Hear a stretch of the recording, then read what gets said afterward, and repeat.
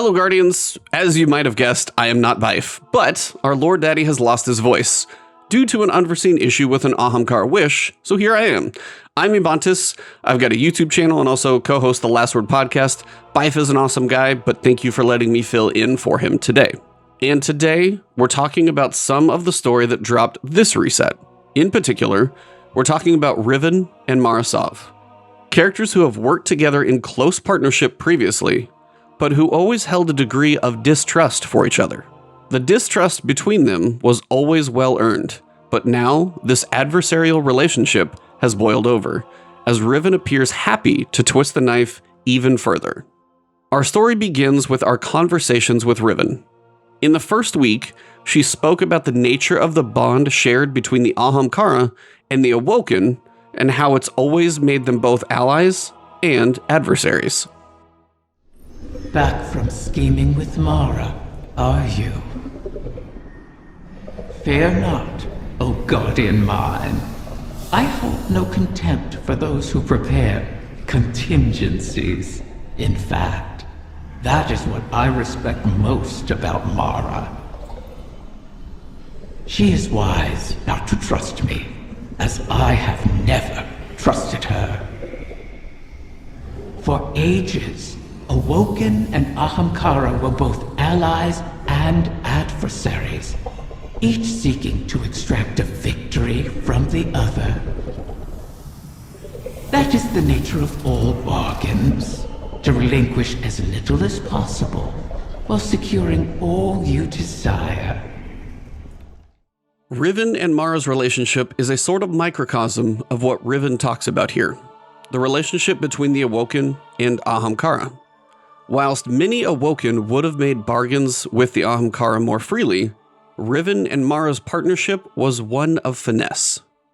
Both were skilled participants within these bargains, and both knew that the other was powerful enough to destroy them. In this way, they represent the extremes of this relationship between the Awoken people and the old Wish Dragons. Above all, though, neither of them fully trusted the other. Mara was always cautious about projecting her desires around Riven, and Riven was always cautious around the Queen, given her immense paracausal and political power. That lack of trust got touched upon a lot in that first week's worth of story.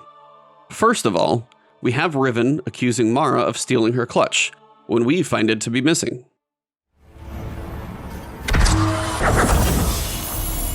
There's nothing here. Deceiver! Where have you taken them? I did not know of your clutch, Riven. This is not my doing.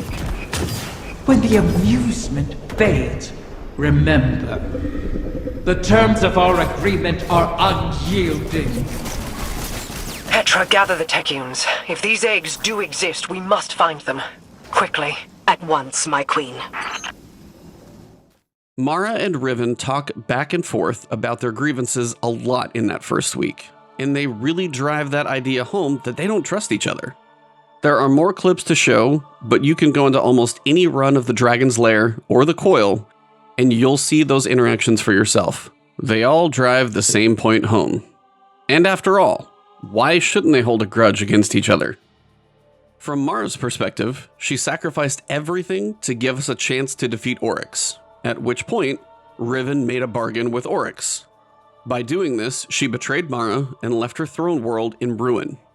It then turns out that Riven had manipulated Uldren and compelled him to kill Cayde Six. This would lead to Uldren's death at our hands, which Mara had to bitterly accept. And if that wasn't enough, Mara then went after vengeance against Riven by sending us to kill her. Riven then saw fit to give her one last middle finger and unleash the curse on the Dreaming City, trapping a massive number of Awoken within the Awoken's most sacred bastion. On the other hand, Riven has reason to be pissed off too. She was trapped in the Dreaming City after the Great Hunt and turned into Mara's personal source of power. Her entire species was wiped out by the Guardians with the assistance of the Awoken, and we also went around and made the point of destroying Riven's many eggs scattered throughout the Dreaming City. Apologies for that, Riven, but I needed them for the Cursebreaker seal. The point of all of this is to say that they both have good reasons not to trust each other. This week's dialogue starts to show the trajectory for that point, as Riven is starting to sow notions of distrust in our minds. A timely arrival, Guardian. Another egg from my clutch will soon pass by our reality. You should prepare to claim it. It is a strange turn of events that they were cast into the Ascended Plane. Strange, but not unintentional, I suspect. Ask yourself, who would benefit from such a situation? Who wields the requisite mastery over the ley lines? Who has a history of sequestering the Ahamkara to keep them hidden? I said before that I do not trust Mara Sov. Tell me, do you? She offers you praise and gifts, bequeaths to you a share of her power. Is she so different from an Ahamkara? From me? Do you truly believe she wishes for nothing in return? Know this, Guardian. I have been forthright about what I stand to gain from our arrangement. A future for my otherwise extinct kind. Mara, on the other hand, what does she stand to gain?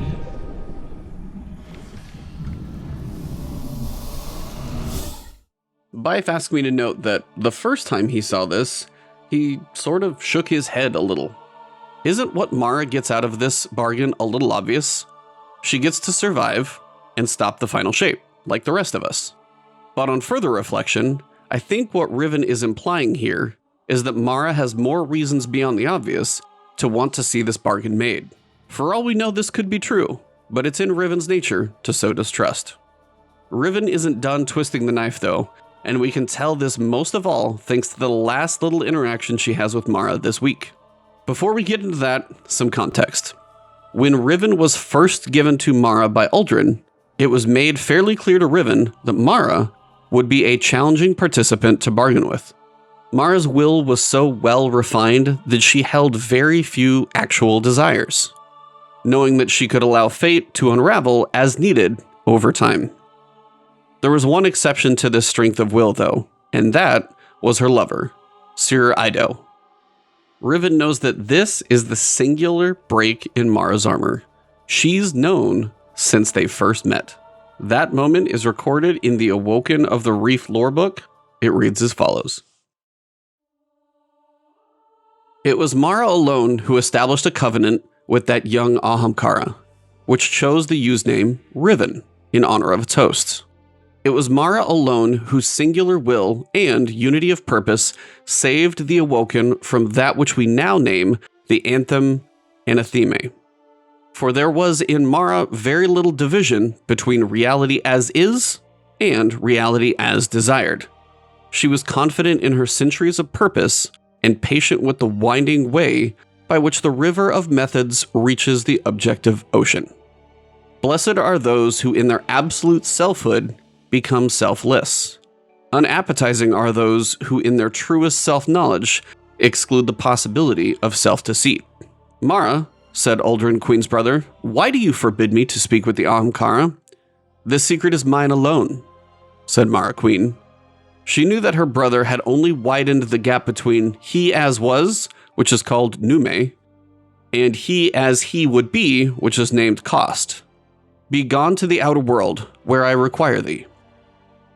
This was when Sir Ido, having spoken to Kelda Waj and to Asila, at last came before her queen. Kneeling, she said, Your Majesty, Kelda Waj says you are a god, for there is no difference between your desire and reality. Yet I know that you desire things before they ever become real. Asila says that you are keeping a secret from your brother that he must never know. I think the secret is thus. You are now a god because one day you will become a god, and a god is not temporal. Your brother is not a god because he will never become a god. Shall I worship you? Sir, Mara said, falling to her knees, clutching her beloved's face between shaking hands. Sir, on the day you worship me, you cannot love me anymore. For to worship is to yield all power, and I cannot love what has no power over me. At this, the Ahamkara coiled around her neck, yawned, and showed its fangs, for there was a crevice between what was and what was wanted. I see, Sir Ido said. Then to me, you are not yet a god. Although in time, the knowledge of what Mara would become pushed them apart, it was a kind of happy push, as a friend might urge a beloved companion onward to a distant opportunity, and their days together were spent gladly. Take note of that moment when Riven bares her fangs. This was the moment when she identified Mara's weakness. Some of the less knowledgeable amongst you might be asking the question, what about Shax? I've already made a video about the helmet stayed on topic, but the short version is that no, they didn't get it on. The time they spent together with Shax reciting The Tempest by William Shakespeare was actually referential to Shax's first time meeting Sir Ido. She killed him, and he called her a tempest as a compliment. If you want to check it out, there's a video linked in the description that goes over that misconception a whole lot more. For now, though, let it be known that both Riven and Mara are aware of the nature of this moment and how it could be misconstrued. It's with this knowledge that Riven chooses to twist the knife. In the latest radio message, Riven starts to imitate Shax. When the mask drops and it's clear that Mara sees through the deception, Riven's verbal riposte is already in motion, and it strikes Mara hard. Queen Mara, I hail you now out of necessity of the heart. Else I feel as though I will burst into solar flame. Long have I admired you from afar, ever since you graced me with your power and benevolence in the Reef Wars. Not a day goes by without me thinking back to the time you bade me repay that debt to you. How we spent hours together, long into the night. Would that you spirit me to your side again, to serve as your consort, your knight, your humble vassal, anything to be near you. I beg you to grant me an audience once more. Please give me the gift and the privilege of basking in your favor. For without you, I shall wither and crumble into dust, to be scattered across the cosmic winds. This again? You and I both know he sounds nothing like that, Riven.